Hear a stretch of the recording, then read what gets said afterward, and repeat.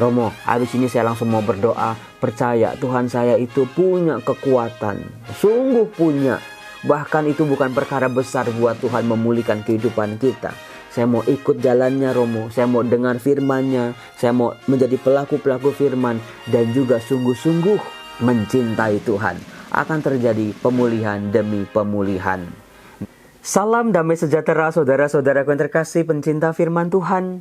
Berjumpa kembali dengan Bible Learning with Father Joseph. Saudara-saudaraku yang terkasih, bagaimana kabar Anda hari ini? Saya berharap semoga hidup Anda selalu diberkati Tuhan. Anda yang di Pontianak, Anda yang di Samarinda, Anda yang di Merauke, Anda yang di Palembang, Anda yang di Ujung Pandang. Semoga berkat-berkat Tuhan mengalir buat kehidupan Anda. Termasuk juga Anda yang berasal dari kota-kota dimanapun Anda berada. Berkat Tuhan bisa selalu menembus ruang dan waktu. Saudara-saudara, ini kan bulan September akan segera berakhir bukan?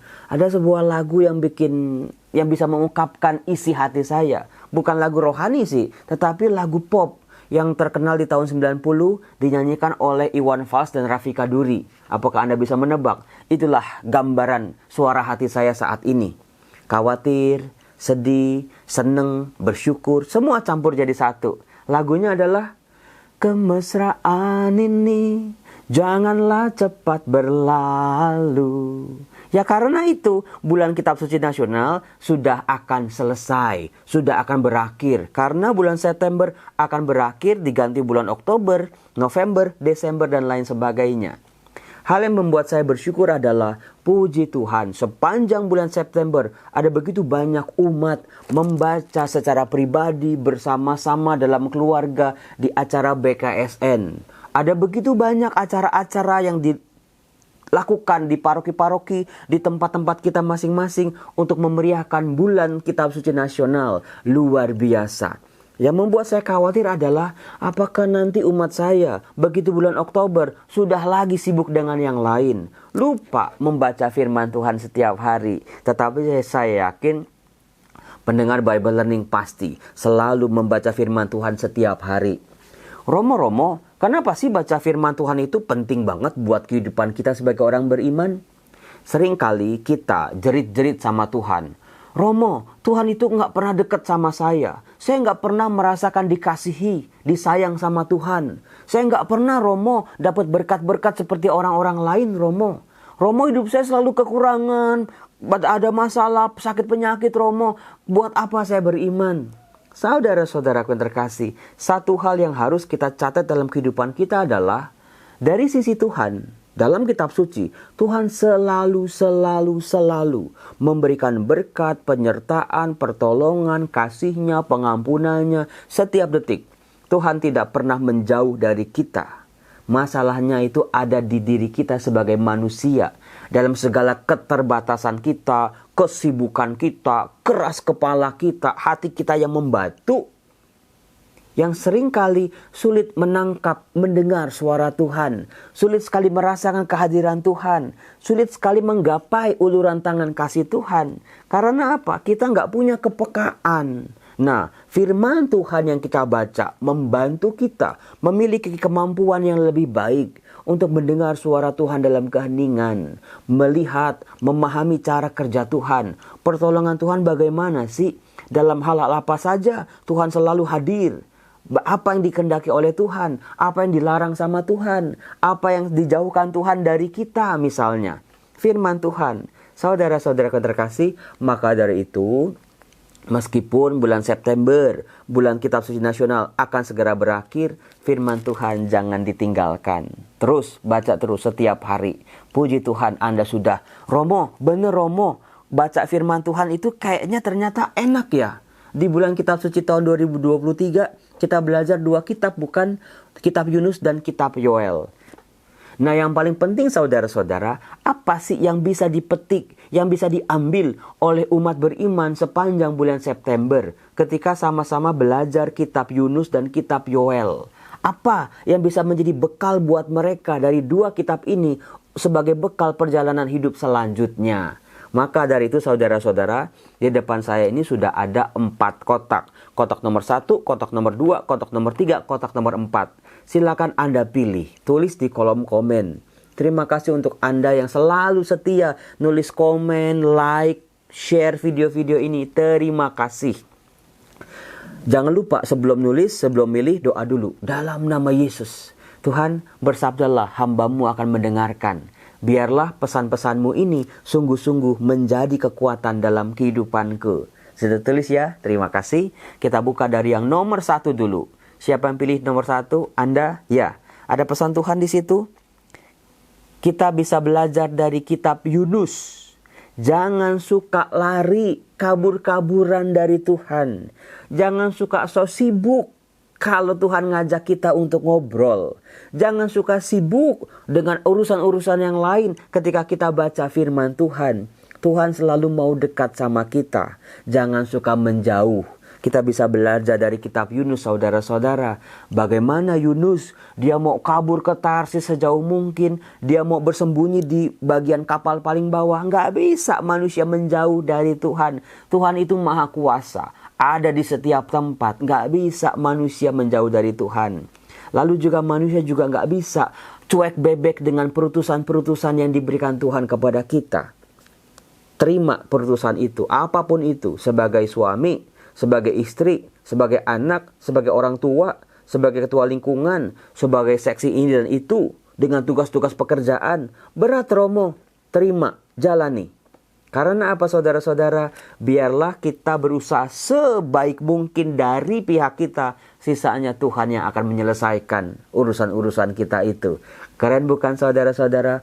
Belajarlah dari Yunus. Untuk membuka hati, melunakkan hati kita, membuka pikiran kita yang membatu itu.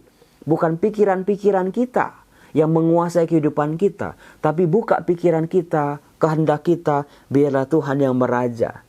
Rencana-rencana Tuhan, kehendak-kehendak Tuhan terjadi dalam kehidupan kita. Seperti yang kita doakan dalam doa Bapa kami.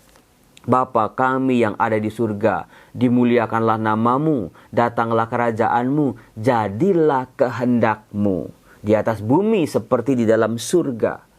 Itulah kitab Yunus, saudara-saudara.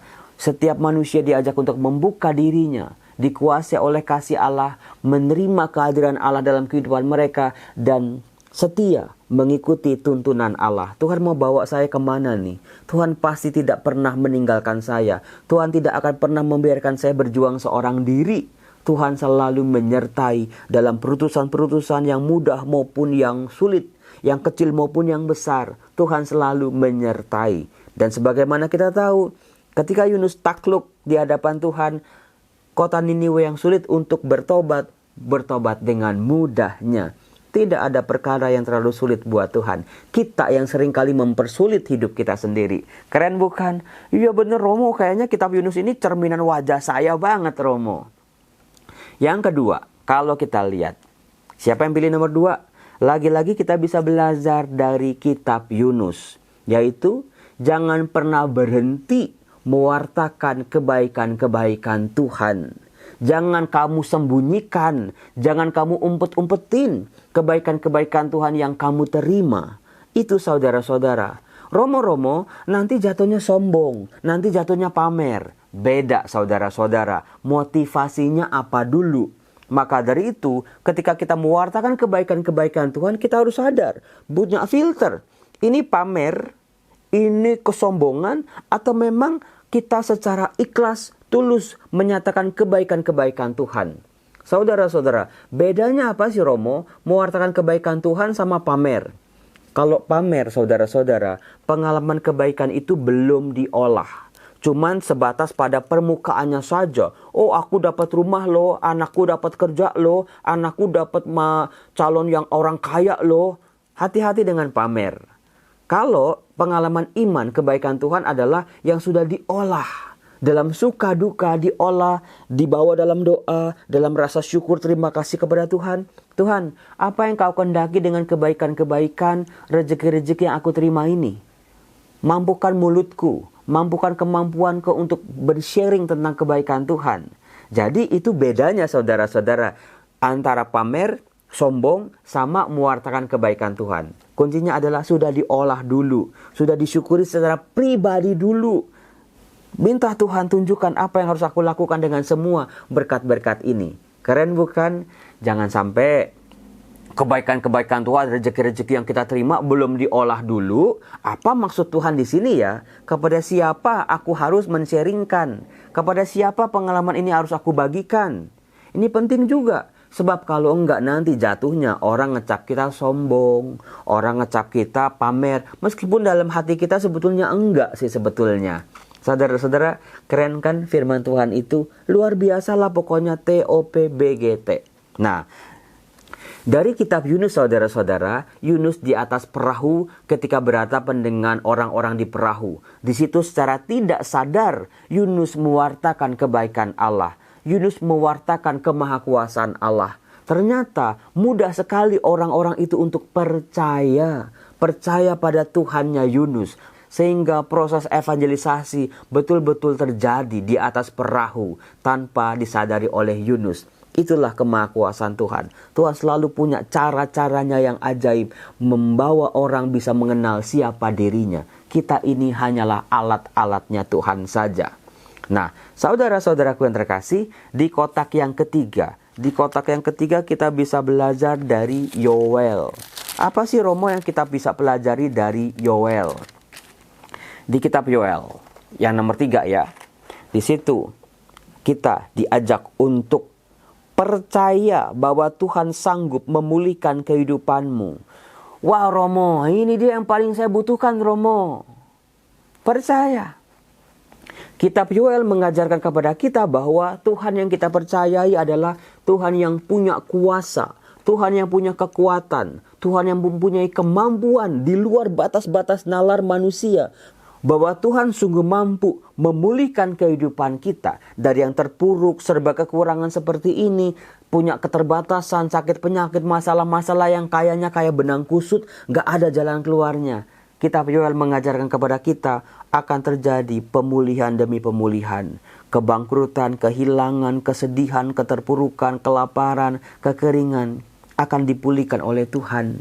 Tuhan kita punya kuasa yang luar biasa. Kita yang seringkali membatas-batasi kemahakuasaan Tuhan. Maka nanti Anda silakan baca tuh kitab Yoel bagaimana Tuhan memulihkan keadaan umatnya. Kebun anggur yang hancur dipulihkan. Pohon-pohon, tanaman-tanaman, hasil-hasil ladang dipulihkan semua sama Tuhan. Sumber-sumber kehidupan manusia, sumber sukacita manusia, berkat-berkat manusia dipulihkan oleh Tuhan. Karena Tuhan kita maha kuasa.